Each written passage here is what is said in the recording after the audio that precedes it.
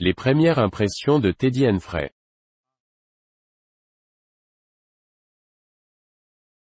À 4 heures, il faisait tout à fait sombre, au moment où Madame Hall prenait son courage à deux mains pour aller demander à son hôte s'il désirait du thé. Teddy Humphrey, le petit horloger, entra dans le bar.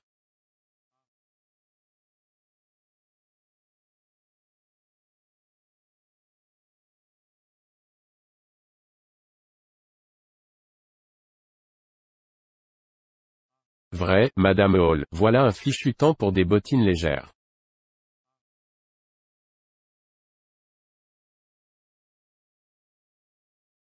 La neige tombait de plus en plus fort. Madame Hall acquiesça d'un hochement de tête et remarqua que Teddy avait sa trousse avec lui.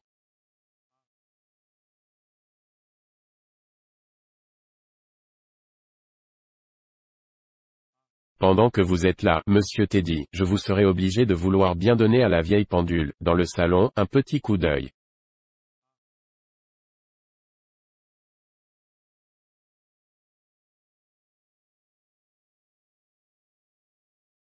Elle marche et elle sonne bien, mais la petite aiguille s'obstine à marquer 6 heures.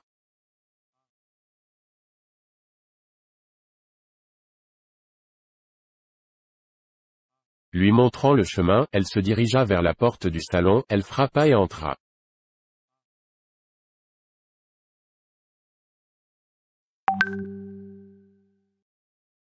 Son hôte, elle le vit en entrant était assis dans le fauteuil devant le feu, assoupi à ce qu'il semblait, sa tête emmaillotée s'inclinait de côté.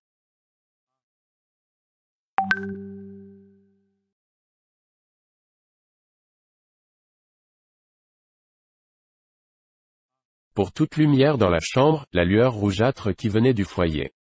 Tout était ou violemment éclairé ou tout à fait sombre.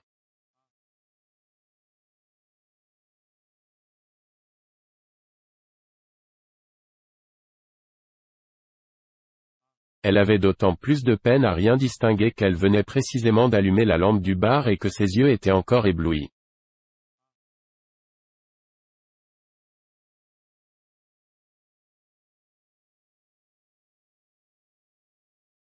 Mais, pendant une seconde, il lui parut que l'homme qu'elle regardait avait une bouche énorme, béante, une bouche invraisemblable, qui mangeait tout le bas de sa figure.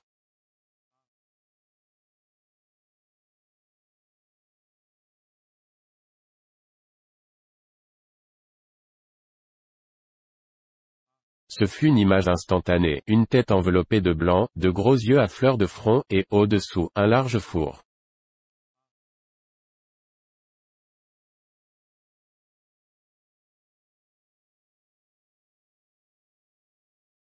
Alors, il bougea, il se redressa sur son siège, il leva la main.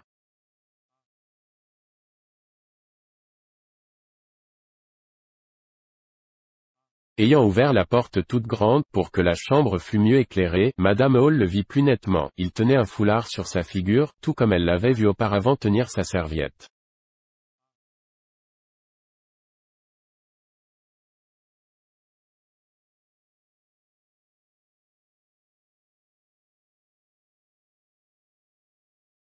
L'obscurité, pensa-t-elle, l'avait trompée.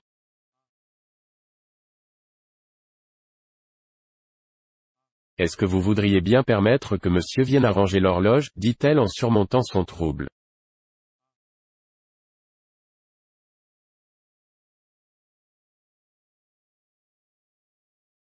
Arranger l'horloge, répéta le voyageur, jetant autour de lui des regards endormis et parlant par-dessus sa main, puis, tout à fait réveillé, mais, certainement.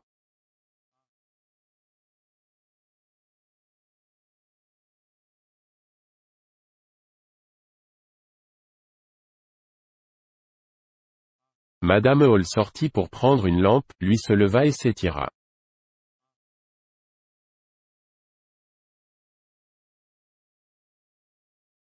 Alors, la pièce éclairée, monsieur Teddy Humphrey se trouva face à face avec l'homme au bandeau.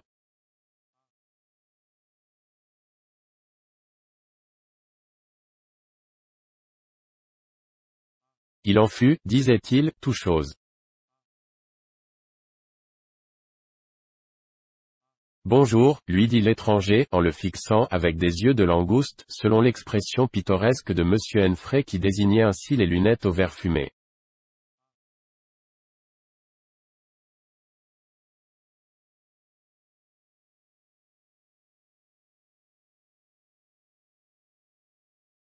J'espère, dit celui-ci, que je ne vous gêne pas.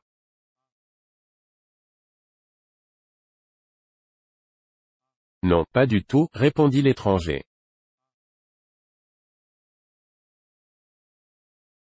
Pourtant, j'entends, et il se tournait vers Madame Hall, que cette pièce soit bien à moi, pour mon usage particulier.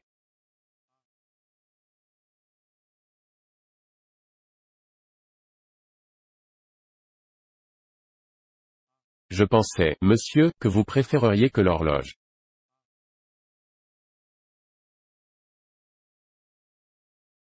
Certainement, certainement, mais, règle générale, je désire être seul et que l'on ne me dérange pas.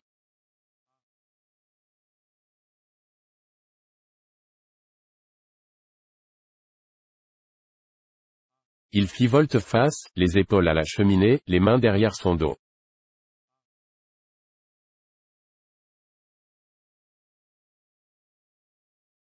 Et maintenant, ajouta-t-il, quand la réparation sera faite, je voudrais avoir du thé.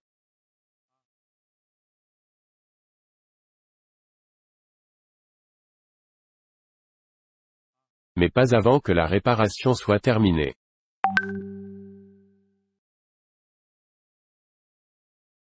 Madame Hall était sur le point de sortir, cette fois, elle n'essaya pas d'engager la conversation, pour ne pas s'exposer à être rabrouée devant Monsieur Henfrey, lorsque le client lui demanda si elle avait pris ses dispositions au sujet des malles restés à Bramblehurst.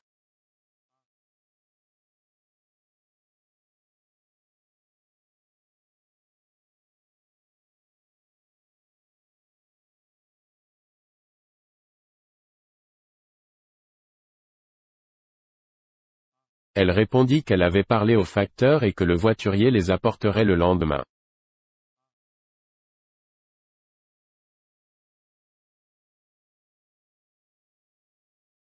Êtes-vous sûr que ce soit le moyen le plus rapide?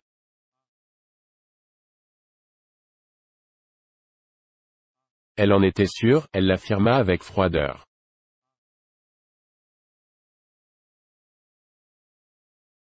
C'est que, voyez-vous, je vais vous expliquer ce que je n'ai pu vous dire plus tôt parce que j'étais trop gelé et trop fatigué, je suis un travailleur, un homme de laboratoire.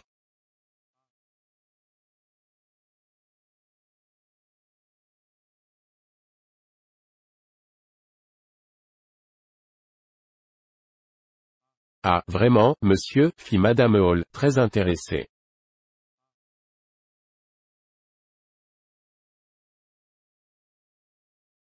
Et mes bagages contiennent des appareils, un matériel.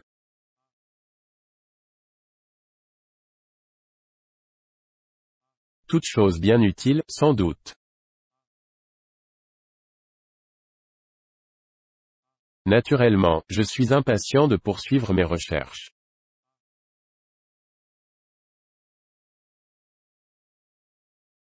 Naturellement, monsieur. Ma raison de venir à Iping, continua-t-il d'un ton assez délibéré, était le désir de la solitude.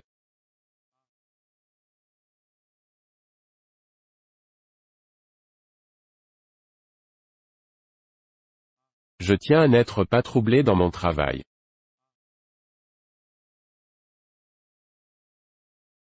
En plus, d'ailleurs, de mon travail, un accident qui m'est arrivé.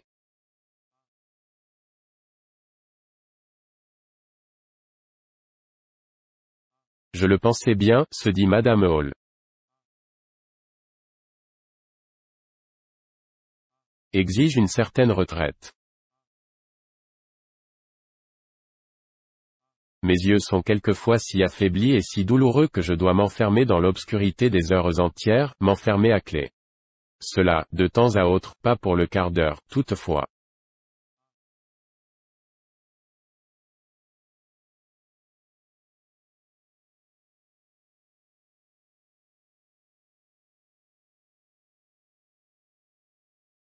À ces moments-là, le moindre dérangement, par exemple l'entrée de quelqu'un dans ma chambre, est pour moi une cause de véritable torture. Il est bon que cela soit entendu.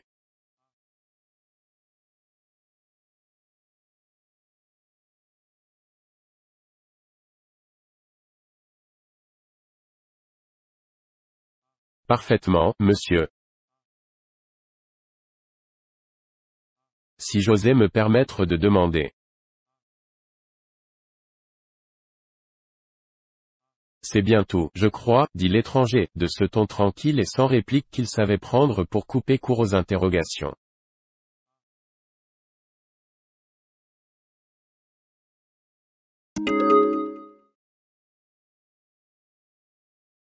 Madame Hall dut garder sa question et sa pitié pour une circonstance meilleure.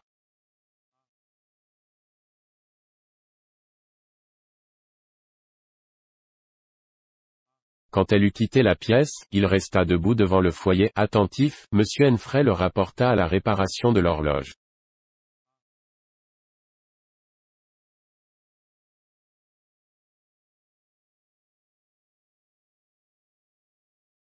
Monsieur Henfrey travaillait, une lampe posée tout près de lui, l'abat-jour vert jetait une lumière plus vive sur ses mains, sur le cadran et sur les petits trous de l'horloge, laissant dans l'ombre le reste du salon.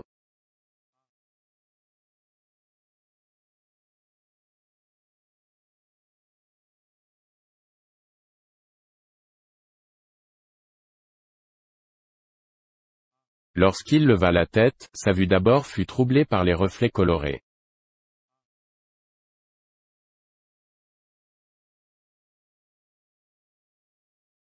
Curieux de sa nature, il avait démonté les pièces, chose parfaitement inutile, avec l'idée de retarder son départ et d'arriver ainsi peut-être à engager la conversation avec l'étranger.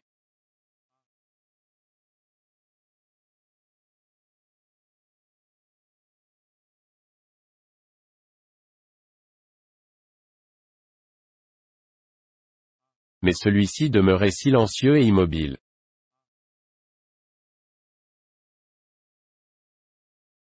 Si bien immobile que cela finit par agacer Henfrey.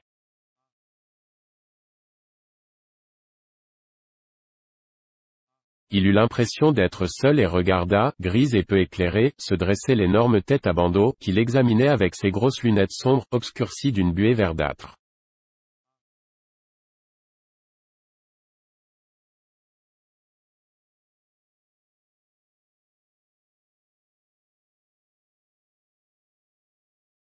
Cela devint pour Henfrey si insupportable que, pendant une minute, ils demeurèrent tous deux à se considérer d'un air confus.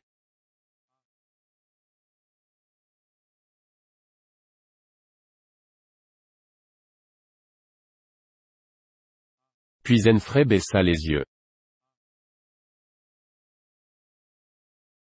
Situation vraiment bien gênante. Il eût aimé à dire quelque chose. Convenait-il de faire observer que le temps était bien froid pour la saison?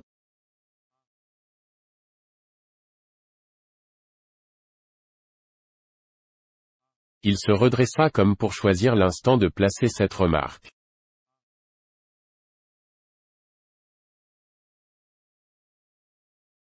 Le temps, commença-t-il. Pourquoi ne terminez-vous pas et ne partez-vous pas, dit la figure rigide, évidemment en proie à une fureur difficilement contenue.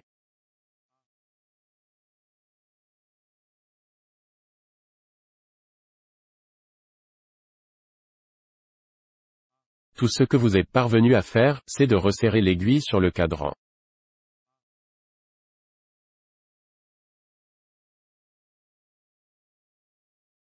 Vous vous moquez du monde. Bien, monsieur. Une seule minute encore.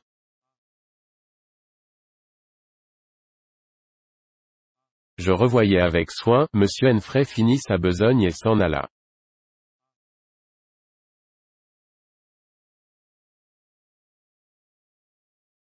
Mais il s'en alla extrêmement contrarié.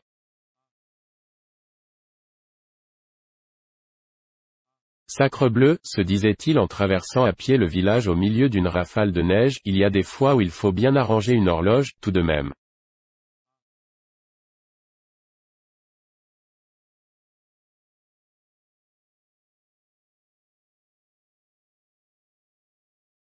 Puis, un homme n'a-t-il donc pas le droit de vous regarder? Vilain singe.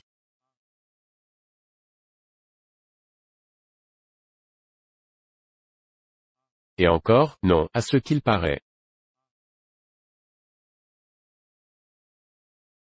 La police serait à ses trousses qu'il ne serait pas mieux enveloppé, mieux entortillé.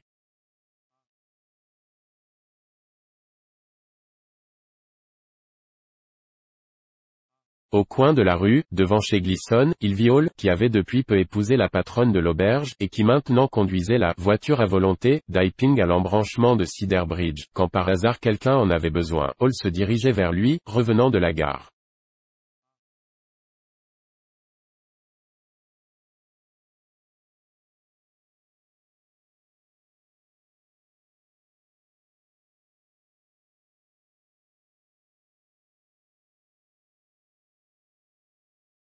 À n'en pas douter, il s'était arrêté un brin à Cedar Bridge, il suffisait, pour en être sûr, de le voir conduire.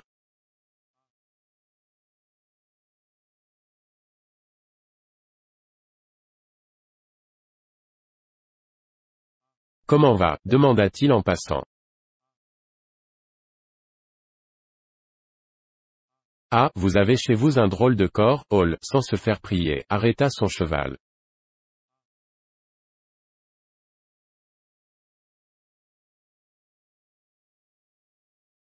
Quoi donc?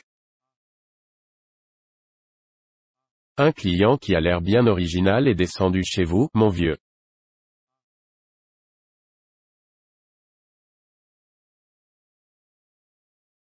Et Teddy commença de faire à Hall une description pittoresque de l'hôte bizarre de sa femme.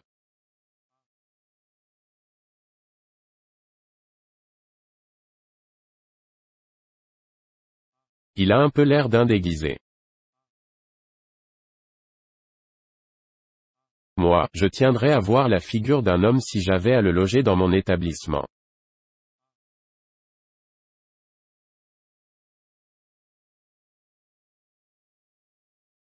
Mais les femmes sont si pleines de confiance, dès qu'il s'agit d'étrangers.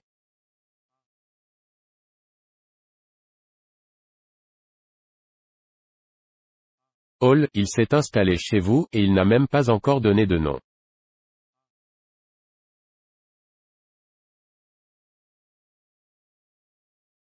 Vraiment, répondit Hall, qui avait l'intelligence plutôt paresseuse.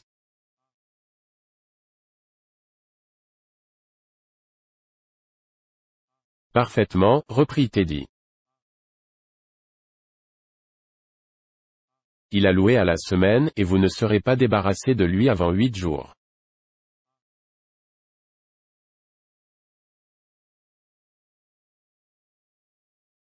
Et il traîne un tas de bagages, qui arriveront demain, à ce qu'il dit.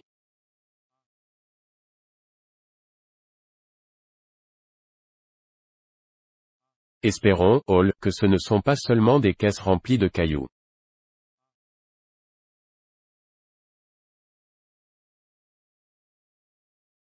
Il raconta comment sa tante, à Hastings, avait été refaite par un étranger dont les valises étaient vides.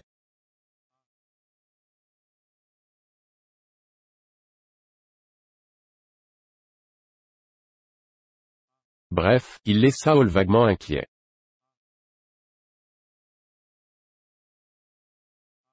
Donc, fit celui-ci. Il faut que j'y aille voir. Teddy poursuivit sa route, l'esprit tout à fait soulagé.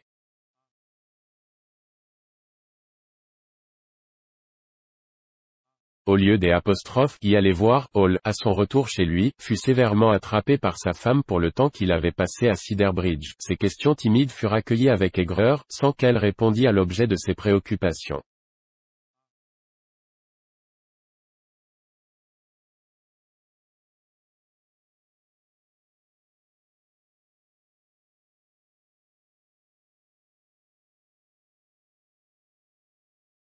Mais, en dépit des rebuffades, la graine de méfiance semée par Teddy germait dans sa cervelle.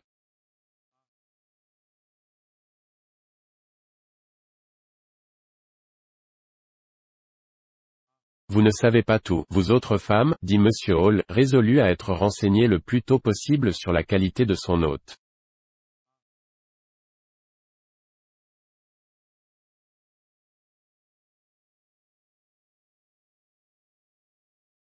Dès que l'étranger fut couché, vers 9h30, Monsieur Hall entra, l'air agressif, dans le salon, et il examina d'un œil soupçonneux le mobilier de sa femme, pour bien affirmer que l'étranger n'était pas maître dans la place, il relut non sans un peu de mépris, une feuille d'opération mathématique oubliée par l'autre.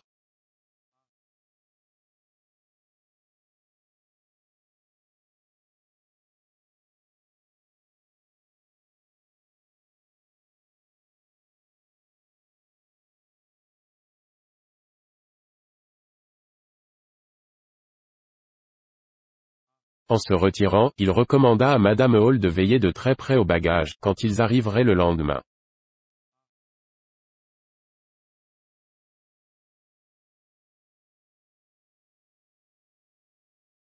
Occupez-vous de vos affaires, Hall, répliqua celle-ci, moi, je m'occuperai des miennes.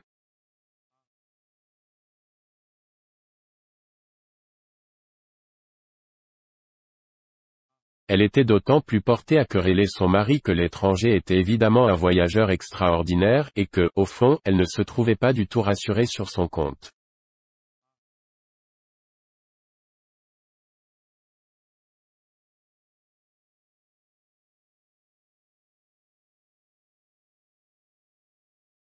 Au milieu de la nuit, elle s'éveilla en sursaut, rêvant de grosses têtes, blanches comme des navets, montées sur des coussins fins, avec de gros yeux noirs, qui s'avançaient vers elle en rampant.